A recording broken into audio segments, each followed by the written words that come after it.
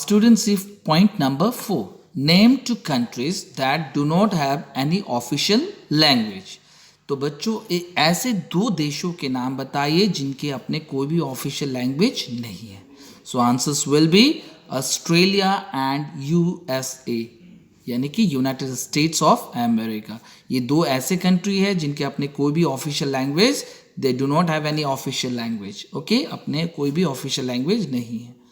Now see the next one. Name a language other than English that does not attach gender to its object. एक ऐसी भाषाओं के नाम बताइए, हिंदी ने इंग्लिश छोड़कर, एक ऐसी भाषा के नाम बताइए इंग्लिश छोड़कर जिसमें किसी भी वस्तुओं को लिंग के साथ, लिंग यानी कि जेंडर के साथ नहीं जोड़ा जाता है. एक ऐसी भाषा के नाम बताइए जिसमें इंग्लिश छोड़कर, जिसमें किसी भी वस्तुओं को यानी कि ऑब्जेक्ट्स को जेंडर यानी कि लिंग के साथ में नहीं जोड़ा जाता है. ओके, सो आज answers will B Persian, PERSIAN. Persian का मतलब होता है फारसी. आपको पता है पर्शियन मतलब कौन लोग होते हैं? तो फारसी जो लोग होते हैं या उनकी जो भाषा होती है, जो ईरान के लोग होते हैं, तजाकिस्तान के लोग होते हैं, अफगानिस्तान के लोग और उज्बेकिस्तान के लोग जो होते हैं वो पारसी भाषा का इस्तेमाल करते हैं. ठीक है, तो ये इसे कहा जाता है Persian. Clear? PERSIAN, Persian. Now see the next one. Which language does not use any punctuation.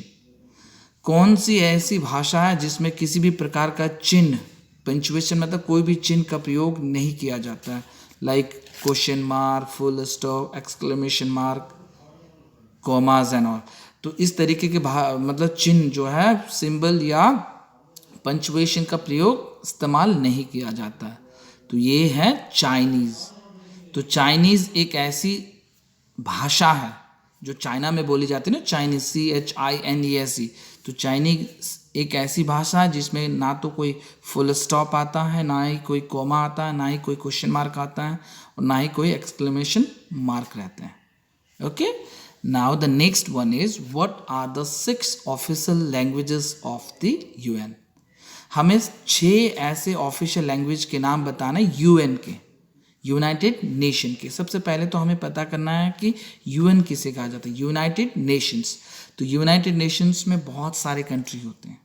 ठीक है, बहुत सारे कंट्री होते हैं और उनका काम क्या होता है, इंटरनेशनल जो लेवल है उस पर पीस एंड, बोलते हैं ना, पीस एंड प्योरिटी को बनाए रखना होता है, शांति को और अमन को बनाए रखना होता है.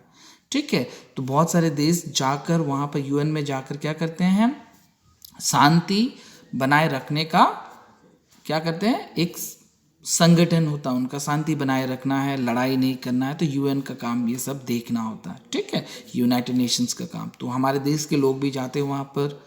ठीक, तो यहाँ पर पूछा जा रहा है what are the 6 official languages of the UN. तो हमें पता करना है कि 6 ऑफिशियल लैंग्वेजेस के नाम बताने हैं जो यूएन के हैं, तो यूनाइटेड नेशंस के हैं.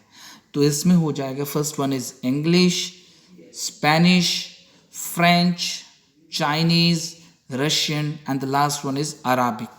तो ये 6 ऐसे लैंग्वेज है, ऑफिशियल लैंग्वेज है जो यूएन में इसका इस्तेमाल होता है. Now the last one is, in which country should the noun gifts be used with caution. In which country should the noun gift be used with caution. ठीक, तो यहाँ पर पूछा जा रहा है बच्चों, किस देश में उपहार शब्द का प्रयोग या उपयोग, किस देश में उपहार शब्द का प्रयोग या उपयोग, उपहार मतलब होता है गिफ्ट, शब्द का प्रयोग या उपयोग सावधानी के साथ किया जाता है या किया जाना चाहिए. तो ये कंट्री जर्मनी. तो जर्मनी में गिफ्ट वर्ड को वहाँ के लोग बोलते हैं, जर्मनी का जो है पॉइजन कहा जाता है. ठीक है, तो it means poison in Germany. तो जर्मन में जो है गिफ्ट वर्ड को हम लोग, गिफ्ट मतलब हमारे देश में तो उपहार को गिफ्ट कहा जाता है, लेकिन उसी गिफ्ट को जर्मनी में वहाँ पॉइजन के नाम से जाना जाता है. Understood? So this all you have to do in your book only. And after completing your answers, you have to learn also. Okay, so I hope you have understand the whole concept of the chapter. Bye bye, thank you.